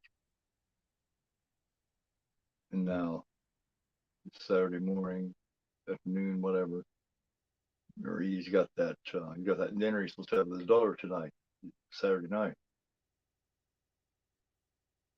And he's gonna lay down and recover because he just, he must have partying and doing cocaine and doing this stupid shit that he just had, And now he wakes up passed out, and he wakes up and it's dark.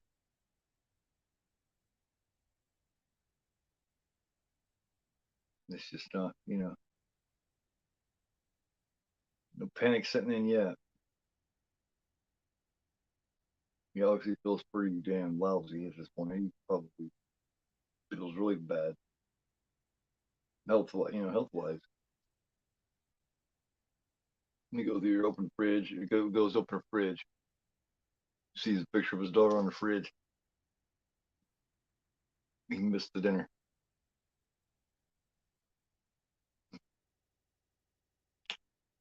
Missed the dinner. Oh my god! And now he's gonna go there and oh no. Ooh, and her girlfriend answers the door. Looking shit, dude.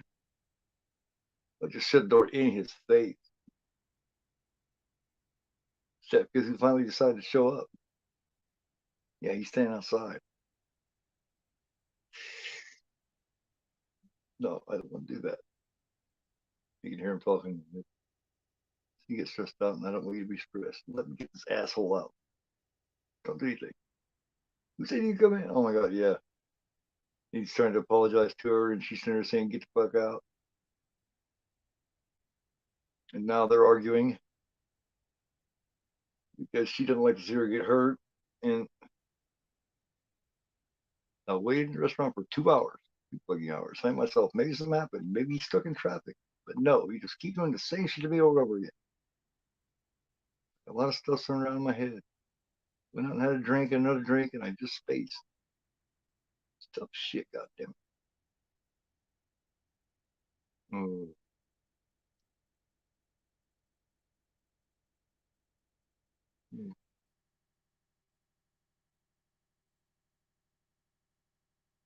Man, I should just tell that shit at him. I can't fucking do this anymore. You're an asshole. You're a fucking asshole.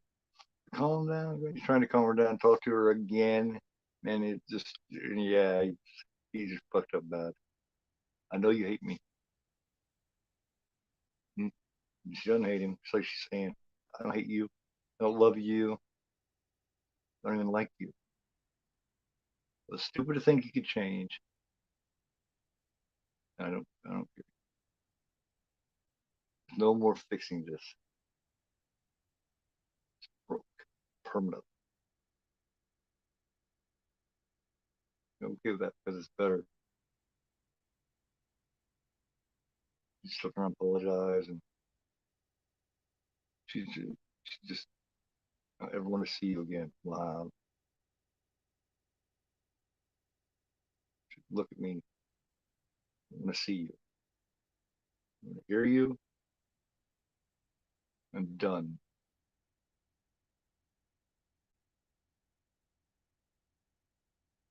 She's gonna hold the door. Hold the door for him to get out. Man.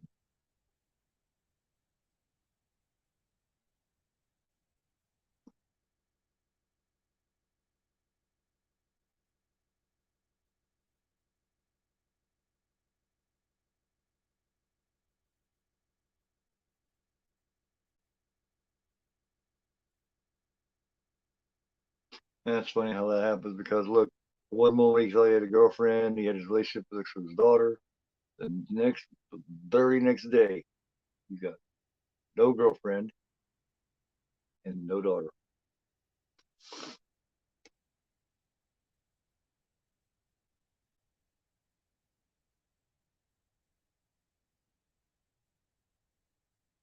Kind of hit me.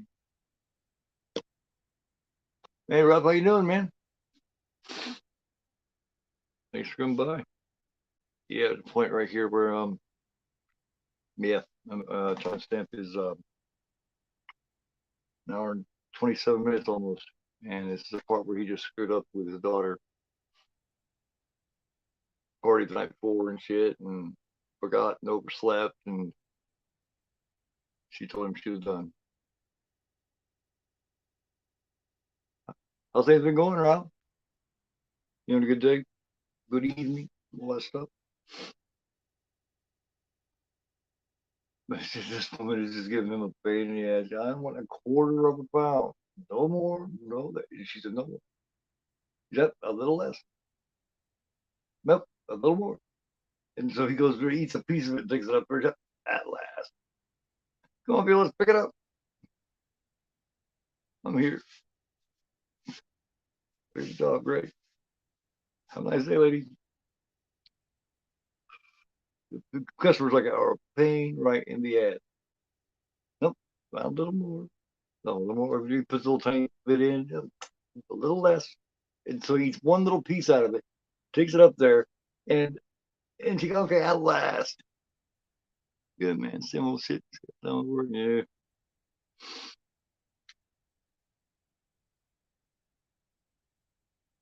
But it's this guy, he's recognized him. I know he's from somewhere.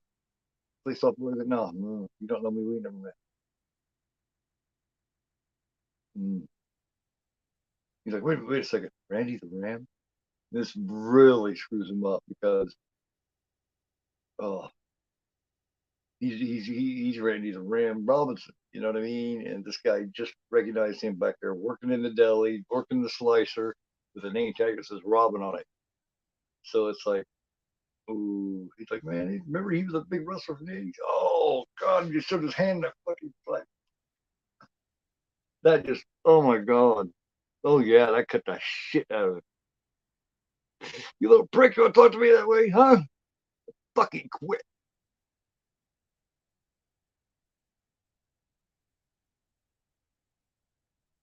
Yeah, he is just lost it. He is had enough and he is just sick of it.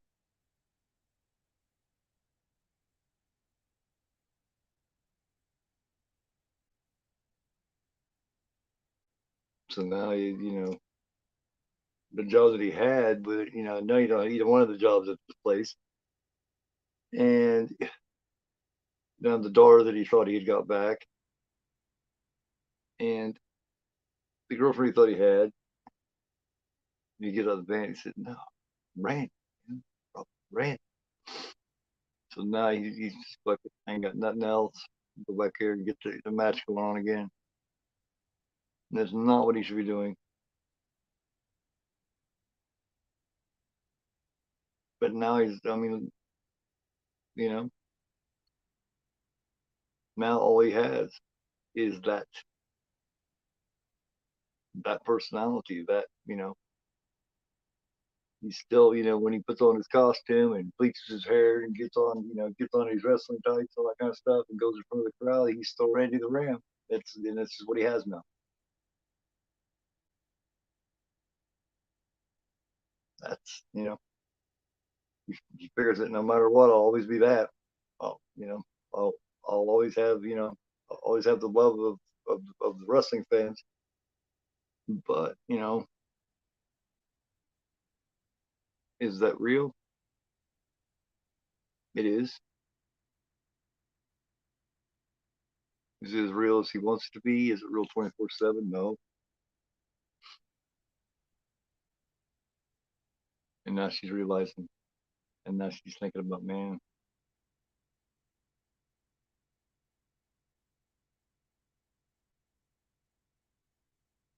And she sees her little boy playing with a wrestling figure there that he gave her to give him. It's making her think. But she likes him. She was just pushing him away because he was getting a little too close and mixing the work and the personal shit. That's all he wanted to do. But it just, you know, that's just where she met him.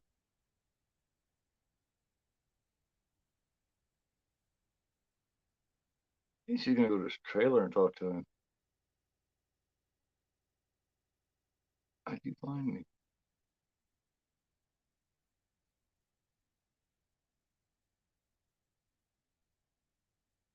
You know, like a bitch the other day, and I'm really sorry. You know those things that I said because you're not just another customer.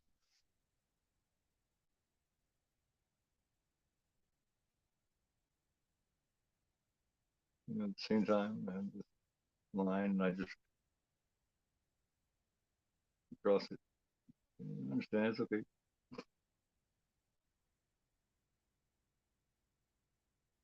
You got a match. Yeah, she shouldn't have followed it up with that. I got this line, and I can't cross it. You went all that way to tell him that you was wrong, and all this,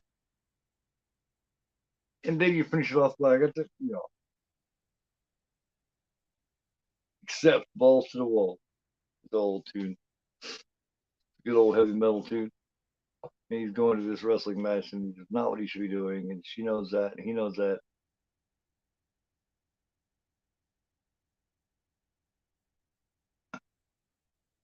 There he is, the cat Ernest Miller. This person that I realized when I first seen this person, I realized that the Ayatollah is being played by Ernest Miller from WCW. You know, the cat Ernest Miller. I must be the greatest.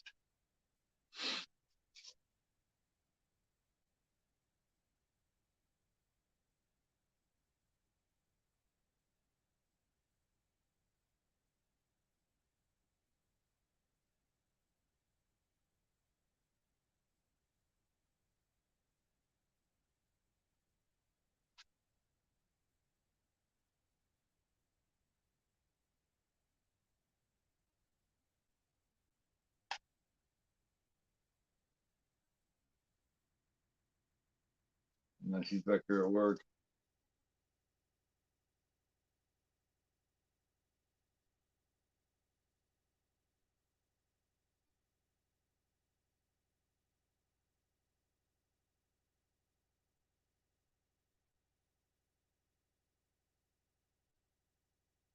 Is this song?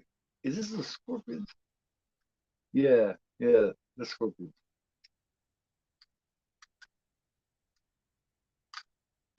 And this dance, yeah, she's dancing up here. She's pulling her hair down in front of her face. She just can't do it anymore. Trying, but she just can't. Her feelings, everything getting mixed in with him and all that kind of stuff. And just like she's been doing it a long time, and she's got a kid outside. She just come to that point where she's just done. She just lets stay. She's done.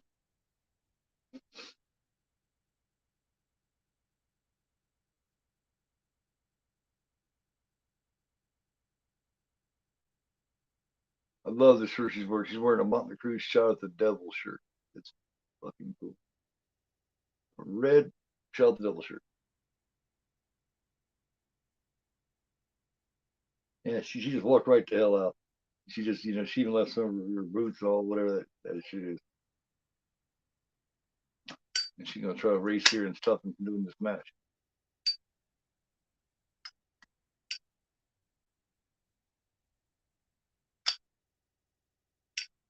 Direction,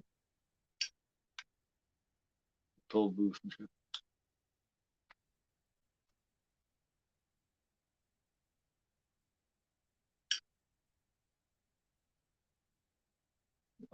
Told She's getting there real quick. And $20 cover. Damn, $20 charge to walk in that motherfucker. I mean, it's not an independent show, but at the same time, this is Ring. I guess it's actually Ring of Honor. This particular show is.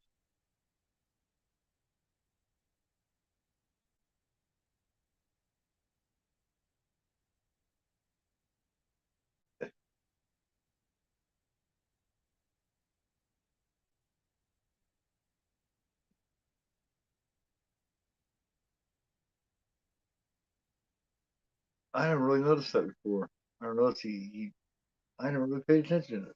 I've seen this lots of times. I never really seen him back there praying before he went out.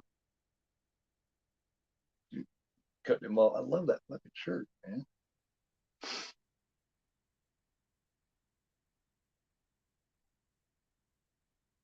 Hey, what are you doing here? What the fuck are you doing? I'm doing my thing. I'm going to work. Yeah. Yeah, but your heart, my heart's still ticking. You know what the doctor said? Listen, I know what I'm doing. The only place I get hurt is out there. The world don't give a shit about me. So I'm here. I'm really here. Man, that would change it. That would change it for me. That would change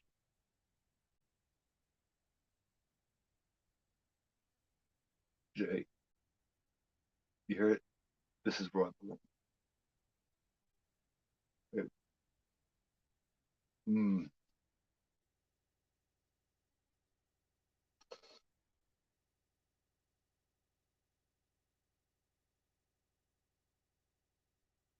because they changed the song. Nights coming down to Guns N' Roses, Sweet Child of Mine.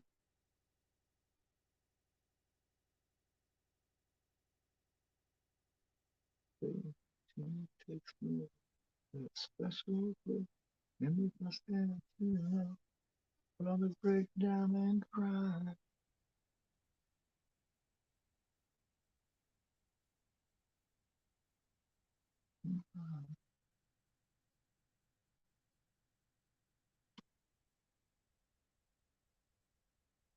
Knowing, especially what he's been doing the last couple of days and everything, just, this is really real interesting. And it's, she's watching and shit. She's getting ready to, it ends the way I think it does. It doesn't really show you, but it ends the way I think it does. It's not good. He's, it's not very grateful to be here. Well, people told me that I'd never wrestle again. That's all I do. You live hard, you play hard, you burn your candle at both ends, pay the price for it. You sure do. In this life, you lose everything. Everything loves you. I don't hear as good as I used to. I forget stuff. I ain't as pretty as I used to be. God damn it, I'm still standing here and I'm Darren. This is just the only place that he feels like who he wants to be. Not necessarily who he is, but who he wants to be, who he's comfortable being. The only place he doesn't get hurt. But he's all through. But you know what? The ones who are going to tell me when I'm through doing my thing is you people here. People here are the ones who was bringing it for, because you're my family. All you, yeah. She just, it's like she, it's like she understands. She gets it. Oh, but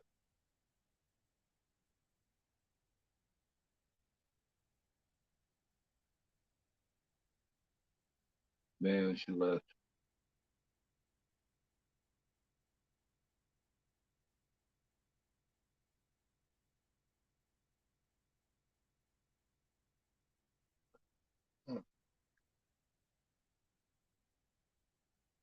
yeah. You remember the WCW late '90s, around 2000 or so. The Cat Curtis Miller, yeah, he's playing the Ayatollah here. He's playing the Middle East. I mean, it's really odd. But when he put this up, for some reason, I don't know, you kind of get the idea that I don't know, he kind of almost looks Middle Eastern. This is how you do it. He's doing one of his signature moves, the old camel clutch. What is it with all the Middle East wrestlers? They all do the camel clutch. Ever since the Sheik, ever since Iron Sheik, Sheik,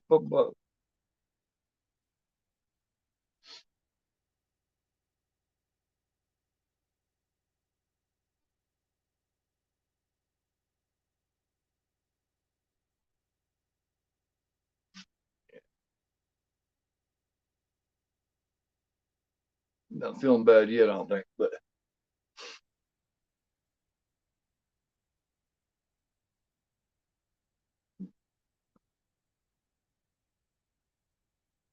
playing the crowd yet. Break the Ayatollah flag yet. Kind of something going like it used to, where the USA, USA, like, but here and there you can still get a storyline together. It's kind of like that. Holy shit, champ.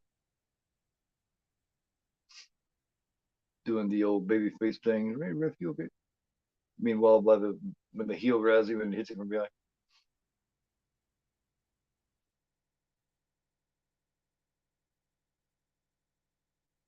I guess this was a match or a finish to the feud.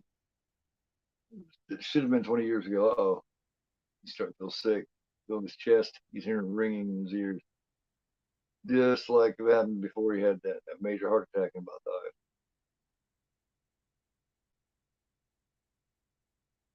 I told him, let's take it home. I don't want to take it home. He wants to keep doing his shit here because, yes, I thought, yes, yes, Ring of Honor. Ooh, there it is again. Swain notices, Ram, you all right? He knows he's not doing so good.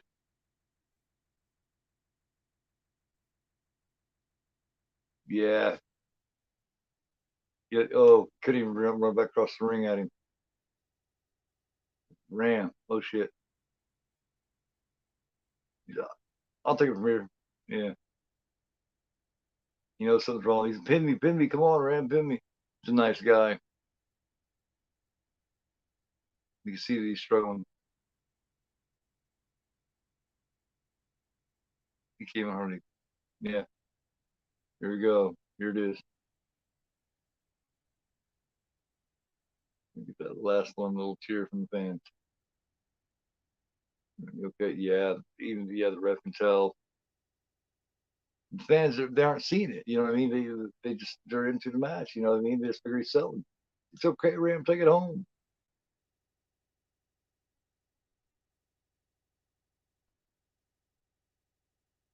You're giving him enough. And this now he looks up and sees that she's not there anymore. She left.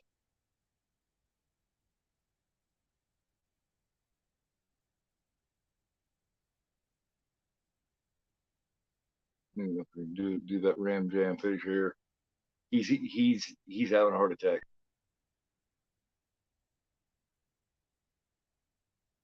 They asked Mickey Rourke, and it's what I figured already before I heard. It's what happens here when he jumps off this Ram Jam, and the movie ends. You know what happened. You know what happened to Ram. You know, like, Mickey Rourke said he died.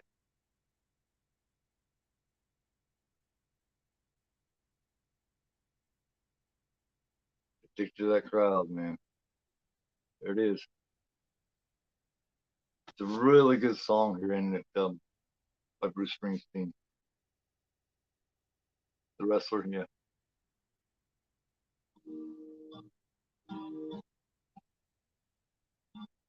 really good tune. Too bad I wish I could play it, but it's a really good song. If you get a chance, you haven't heard it, go find Bruce Springsteen's The Wrestler and listen to it. It's a really good song. Great movie, man. Great movie. And as you can see, I got just as much passion for these as I do horror. You know, I just a couple parts in this movie that really get to me, like the thing with his daughter, really get to me. There for a minute, I even had trouble reciting what they were saying back and forth to each other. I don't know if you might notice, but hopefully not. Yeah, Ron Killings, R-Truth, is like one of the most entertaining people in history of wrestling, I think.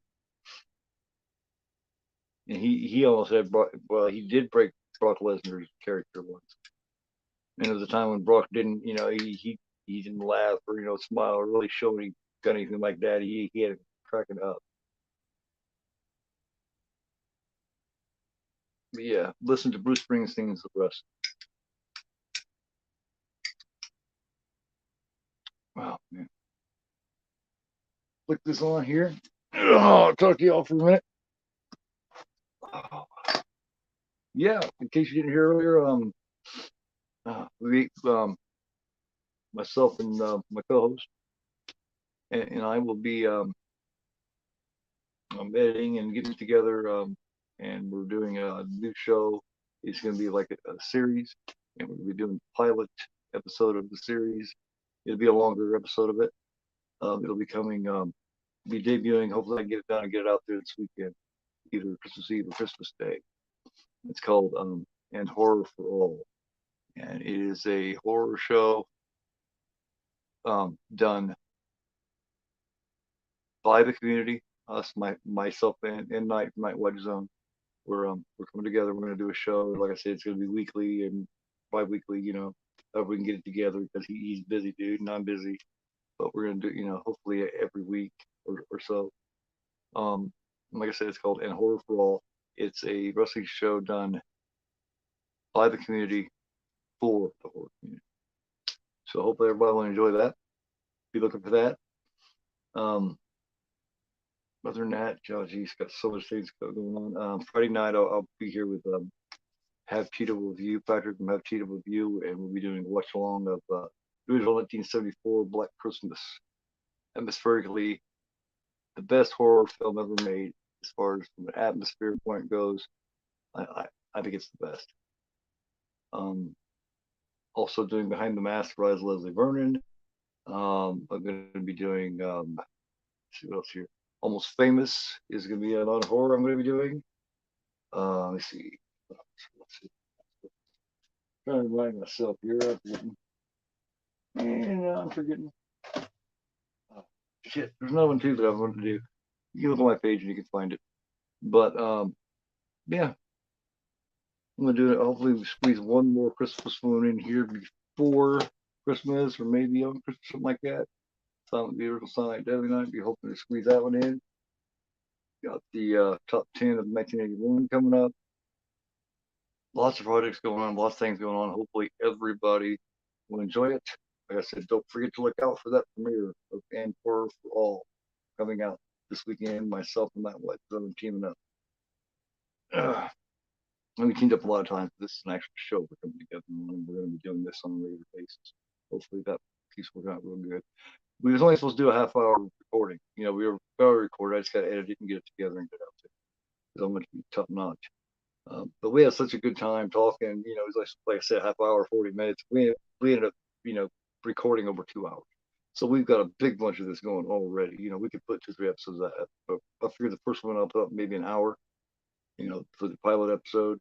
And what we're doing, we're doing horror news, the latest in horror. Discussing, diving deep into the different stuff that's going on. New shows coming out, right now. New shows coming out next year. Stuff from the past. We'll be doing a recommendation. On matter of fact, on this, I did Firestarter as my first recommendation. Let me do you one more right now, and then I'll let you guys go. Okay.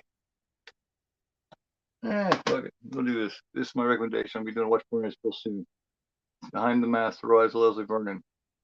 I'll be doing Watch Party really soon. It's really cool. One of the most unique, funnest slashers ever made, in my opinion. I wish they'd come out with a sequel to this. Who knows if they ever will? A lot of times went by, but I think it's really good, really well made. So check us out this weekend. I got a lot of stuff coming up. Thank you so much, Prism. Appreciate that. Much love to all you guys. So much appreciation. Sorry I was late these last couple of days. A lot of things going on. But I'm making up for it now. Like I said, once again, much love. Remember, I am agoraphobe and you guys are not. Have a good night.